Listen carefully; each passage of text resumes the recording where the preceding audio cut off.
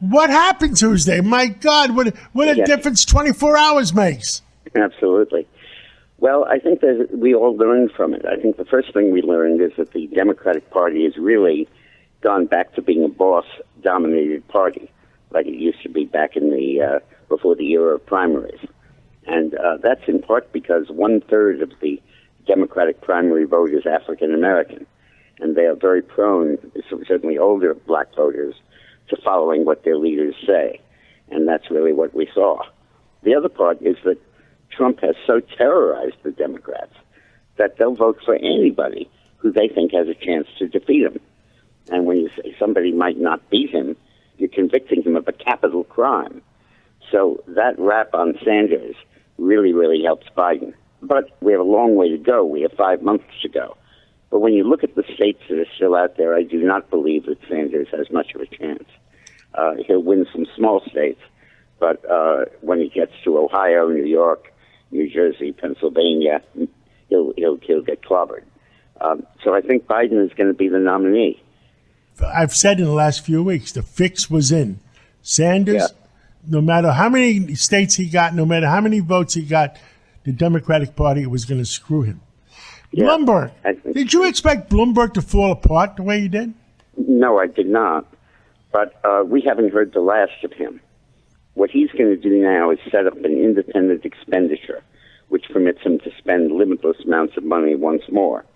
Not promoting himself, but attacking Trump.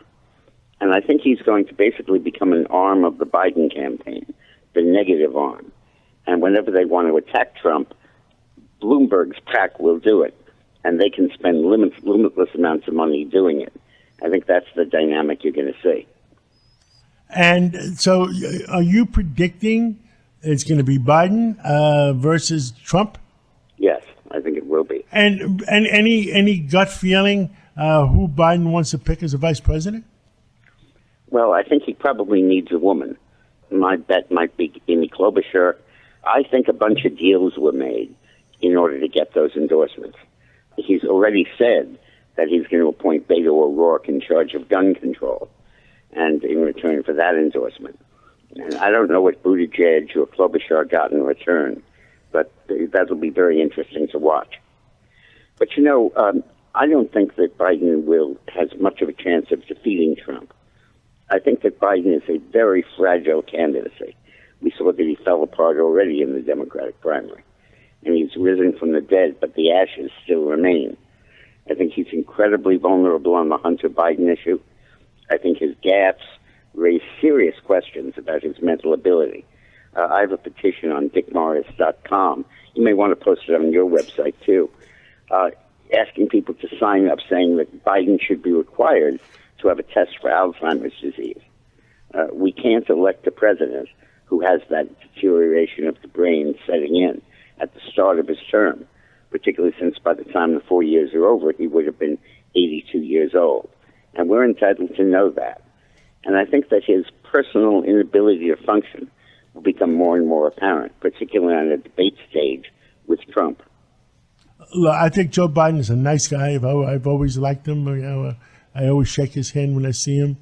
But there's something loose there. Yeah. Is the Democratic Party really going to nominate him for president? Yeah, I mean, saying something loose, or Trump saying he's not playing with the full deck, or Cory Booker questioning his mental health. All those are nice ways to say that he's becoming senile, or coming down with Alzheimer's. And 1 out of 6 Americans, over the age of 65, has Alzheimer's, and 1 out of 3 have Alzheimer's on the day of their death. So this is very common and very prevalent. Ronald Reagan narrowly missed having Alzheimer's while in office. He didn't get it until 2 or 3 years after he left office. But it could have been 2 or 3 years before. And we cannot afford to elect a president who may have that kind of infirmity. Now, there's no foolproof test, but there's a very good test, a brain PET scan. And that very likely can indicate one way or another. And I think we should demand that Joe Biden take such a test and publish the results. Because forget ideology, forget party, we can't afford to have a president who is disabled at the start of his term on whom they have to call the 25th Amendment.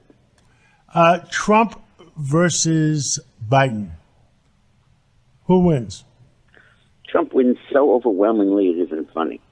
You know, the Democrats were so scared that 1972 would be repeated, that they would have George McGovern at the top of the ticket and he'd get wiped out by Richard Nixon. But instead what they did is they brought themselves into 1984, where has-been former Vice President Walter Mondale heads the Democratic ticket. And nobody likes him. He's lackluster. Nobody supports him. He almost loses the nomination to Gary Hart, except for the sex scandal. And, well, the sex scandal was 4 years later, but almost loses the election to Gary Hart. And then he pulls it out by the bosses supporting him. And he runs, and Reagan runs rings around him, and he carries 2 states. That's the kind of thing that I think we're going to look forward to. This is a very damaged candidate. Yeah. What else would you like to tell the American public? Sunday morning, everybody's sitting around having a black cup of coffee and trying to figure out the world. We can look at the coronavirus, and obviously, even if it doesn't kill millions of people, it will hurt the economy because of closures and fear and all of that. But in the last analysis, I think the bigger news today on the economy is that on Friday, this past week, 273,000 jobs were created. And the estimates for the 2 previous months were revised upwards by 80,000 jobs per month. So the average of the last 3 months is about 250,000 a month compared to 170,000 in 2019. This is becoming a very, very, very strong economic recovery. And once the coronavirus wears off, this will continue and will be a very prominent factor in the election. Any politics in the virus? I mean, I don't think so. I mean, I think the Democrats would love to make an issue of it, and there were all kinds of concerns about what happened in China. But I'm not an expert, so I can't really comment on that. Well, Dick Morris, thank you for giving the American public on a Sunday morning, giving them your opinion, and your opinion is very valuable. And let's catch up again soon. Thank you, John. Bye-bye.